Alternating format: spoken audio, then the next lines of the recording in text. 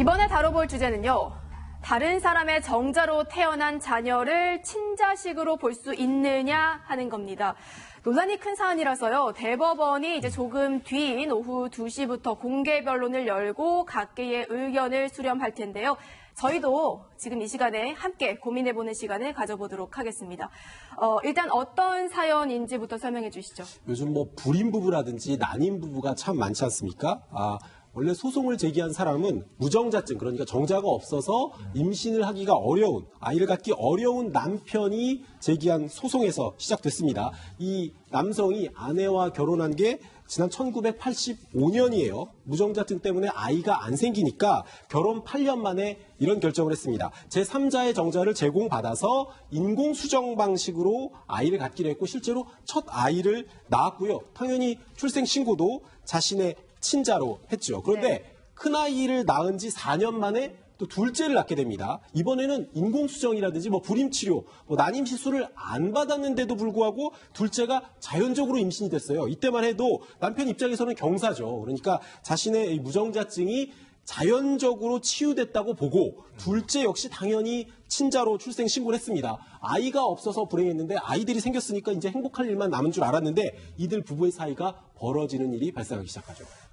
사이가 벌어졌고 결국 이제 이혼도 결심하게 됐는데 이혼 소송 과정에서 남편이 몰랐던 사실이 드러나게 된다면서요? 깜짝 놀랄 일입니다. 이 남편의 입장에서는 얼마나 놀랐을까 이런 생각이 드는데요. 사실 결혼한 20년 차 됐고 두 자녀가 있는데 어렵게 얻었지만 다 이제 성인이 되는 상황이에요. 네. 그러면 이제 우리가 황혼이혼 문제가 요즘 많이 발생하지 않습니까? 그러니까 부부 사이는 좋지 않았던 겁니다. 그래서 이혼을 준비하고 이혼 소송을 가는 과정인데 이 남편이 알게 된 것은 둘째, 자신의 무정자증이 치유가 돼서 자연 임신에 성공했다고 기뻐라 했던 이 둘째가 사실은 혼외 관계에 의해서 얻어진 다른 남자의 아이다라는 것을 알게 된 거예요. 아내가 결국 이제 바람을 펴가지고 다른 남자와 낳은 아이였다라는 것을 알게 됐던 그런데 거죠. 사실 본인 이것을 20년 가까이 까맣게 모르고 나의 아이로 여기고 당연히 친자로 아까 법률적으로는 이제 되어 있고 살아온 거잖아요.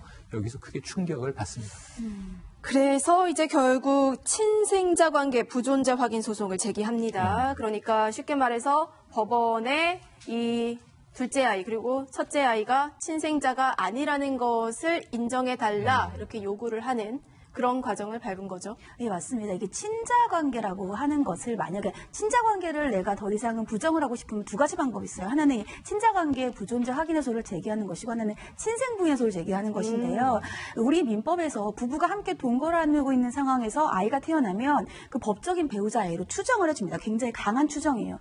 이거를 부인할 수 있는 것은 친생부인 해소밖에 없어요. 2년 내에 해야 되는데 이 부분은 벌써 2년이 지났습니다. 그래서 할 수 있는 것이 친자 관계 부존재 확인 해소밖에 없는 것이고요. 이때는 아빠가 할 수 있는 것이 우리는 민법에서의 친생 추정을 받지 않는다. 즉 유전자 검사 결과를 해봤더니 내 아이가 아니라거나 아니면 그 당시에 우리가 동거를 하지 않았다거나 이러한 중요한 증거들이 있어야 된다는 소송의 약간 내용이 다릅니다. 그렇군요.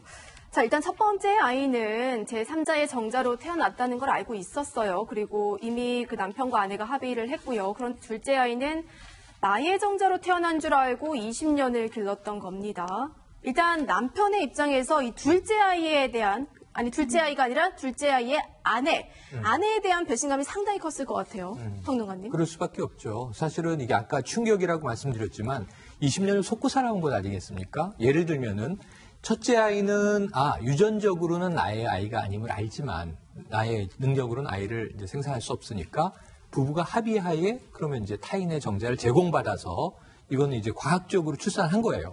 이건 더 이상의 이 어떤 숨김이나 감춤, 의혹이 없습니다. 근데 둘째의 경우에는 내가 치유됐나? 이렇게 생각을 했고 아내도 그렇게 아마 동의했을 거예요. 치유됐나 보다. 근데 사실은 아내가 나를 페이크한 거 아닙니까? 완전히 속인 거죠. 이게 사기를 당한 거죠. 사실상 아내에게. 그리고 20년 동안 나는 당연히 친자라고 생각하고 살아왔는데 이혼하려고 하다 보니까 내 아이가 아니었다. 그럼 전 이게 두세 가지의 지금 복합적인 이 배신감이 느껴지는 것인데 20년 전에 아내는 나를 한번 속였어요. 다른 남자와 바람을 피면서 나는 감쪽같이 몰랐어요. 두 번째로는 이 임신을 했는데 나의 아이가 아닌데 나의 아이처럼 된 거예요. 야생동물의 세계에서 정말 듣는 이런 이야기가 나한테 벌어진 거죠. 그리고 세 번째로는 이혼하는 단계가 돼서 자, 이 아이에 대한 책임도 당신이 아빠니까 져라. 그럼 이 남성 입장에서는 정말 제가 보기에는 복잡 미묘한 분노를 느낄 수밖에 없는 상황으로 추정이 됩니다. 근데 둘째 얘기 말씀을 해주셨지만 사실 이 남편 같은 경우는 첫째 아이도 내 친생자가 아니라는 걸 지금 주장하고 싶은 거잖아요. 그렇죠. 지금 주장하는 거는 인공수정 당시에 자기는 동의를 안 했고 묵인만 했다. 근데 묵인은 사실 묵시적 인정 아닙니까? 그렇죠. 그러니까 지금 동의 안 했기 때문에 내 개인애도 아니고 친자가 아니라고 했는데 본인은 묵인했지만은 묵시적 인정을 했고 또 출생 신고를 했어요. 호적에 올렸어요. 근데 그거를 이제 부인하는 거죠. 지금 상황에서는. 네. 남편의 심정도 이해가 갑니다. 하지만 좀 오랜 시간 아빠라고 알고 지냈던 맞아요. 아이들은 또 심경이 어떨지 하는 부분이 좀 걱정이 문득 드는데 저는 이런 소송을 남편이 제기하는 것 자체가 물론 배신감도 있겠죠. 하지만 이제 뭐 이혼 소송 과정에서 양육비 같은 거를 또 따져봤을 때 본인이 책임져야 되는 부분이 또 부담이 될 수도 있지 않을까라는 그런 개인적인 추측이 들어요. 일단 둘째 같은 경우에는요, 본인과의 혈연 관계가 분명히 없기 때문에 양육비뿐만이 아니라 추후에 상속 같은 문제도 생각을 할 수 있을 거예요. 그렇죠. 첫째 아이가 조금 애매합니다만 첫째 아이 같은 경우에는 자신의 아내와 결혼 생활에서 신뢰관계가 있을 때에 동의를 한 것인데 이것이 신뢰관계가 깨졌음에도 불구하고 내가 계속 책임을 져야 되는가 이러한 부분들에 있어서 조금 생각이 있다라고 이렇게 보입니다. 네, 이 부부의 사연을 함께 살펴봤는데요. 결국 이제 남편은 아내가 바람을 펴서 낳은 자식도 그리고 다른 사람의 정자로 낳은 자식도 다 친자식으로 인정할 수 없다는 겁니다. 그렇게 두 가지 경우로 좀 살펴봐야 될 것 같은데 우전열 차장 1, 2심 재판부는 결국 어떤 판단을 내렸습니까? 네, 이 유전자 검사로 혈연 관계가 아닌 게 확인된 자녀. 과연 소송을 통해서 친자 관계를 무효로 만들 수 있을까요? 지금까지 우리 법원이 고수하고 있는 입장은 이렇습니다.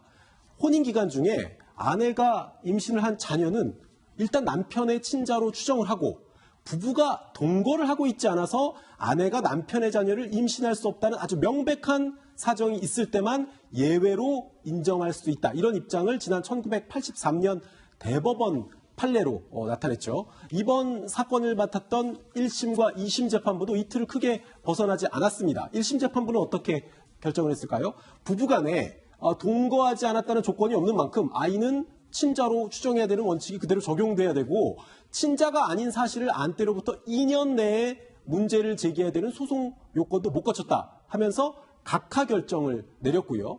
2심 재판부는 또 이런 결론을 내렸습니다. 첫째 아이, 그러니까 인공수정으로 낳은 아이는 남편이 이미 제3자의 정자를 사용하는 인공수정에 동의를 했고 또 둘째 아이는 유전적으로는 친자가 아니지만 사실상 입양을 한 친자로 봐야 된다면서 항소를 기각했습니다. 법리는 조금씩 달랐지만 이미 형성된 법률적 친자 관계를 가급적 흔들지 않으려고 하는 기존 판례를 따랐다 이렇게 봐야 될 것 같은데요. 오늘 공개 변론을 통해서 대법원이 기존의 입장을 바꾼 판결을 내리게 될까요?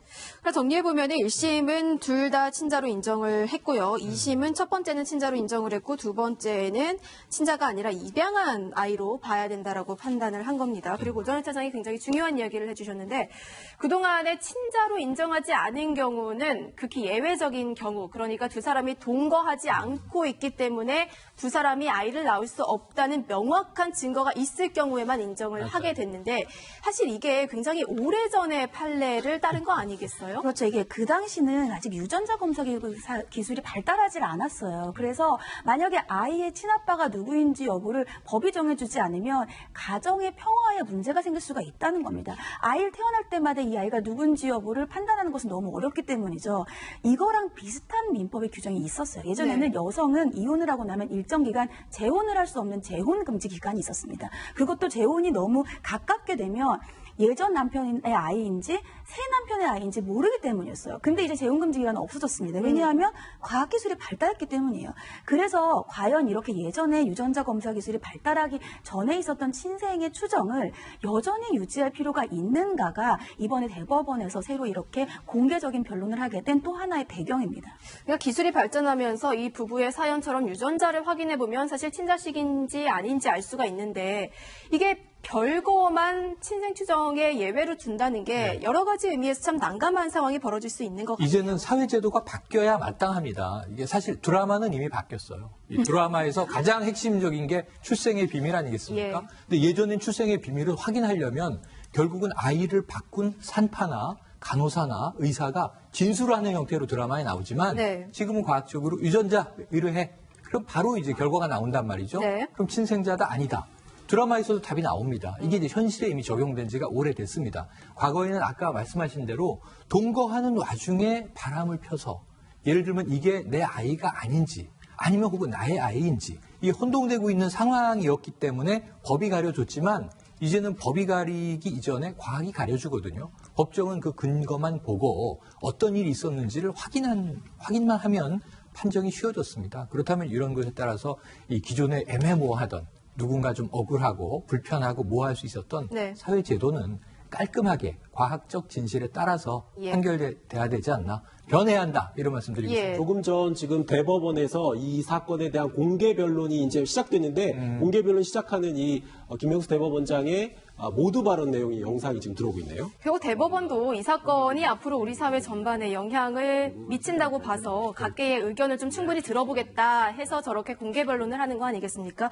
변호사님, 조금 뭐 섣부른 질문일 수도 있겠지만 뭐 오늘 당장 결론이 나오는 건 아니겠습니다만 변호사님이 생각하실 때 결론이 어떻게 날 거라고 보세요? 여기에서의 쟁점은요. 첫 번째는 이 친생 추정을 계속해서 유지할 것인가도 있지만요. 두 번째는 첫 번째 아이와 관련된 내용이에요. 첫 번째 아이 같이 예전에는 정말 남성과 여성이 결혼을 해서 아이를 자연적으로 출생하는 것만이 가족을 형성하는 것이었다면 최근에는 여기서 얘기하는 것처럼 어떠한 다른 사람의 아이를 정자를 받아서 인공수정해서 아이를 낳는다거나 아니면 입양을 한다거나 새로운 가족관계가 생겼습니다. 그렇기 때문에 이렇게 과학이 개입을 한 새로운 가족관계를 법이 어떻게 봐줄 것인가 이것도 지금 하나의 핵심적인 쟁점이거든요. 네. 제 생각에는 친생추정이 지금 당장 뭐 부인이 된다면 우리 사회에 많은 좀 파급이 있을 겁니다. 왜냐하면 상속이라든지 기존의 이 친생추정으로 인해서 친자관계가 인정된 사람들이 있기 때문에 바로 부정을 하기는 어렵다 하더라도 이것은 궁극적으로는 부정해 나가야 될 사회적인 발전 방향인 것이고요. 이 첫째와 관련되어서도 과학이 개입된 것에 대해서도 이제는 법이 중요하게 명확히 판단해줘야 될 시점이 됐기 때문에 오늘의 공개 변론 같은 경우는 굉장히 의미 있는 변론이다 이렇게 보입니다. 네, 가족의 범위나 의미가 점차 변해가는 이 시대에 친자의 범위를 어디까지 인정할지 이제 대법원의 판단을 지켜보도록 하겠습니다.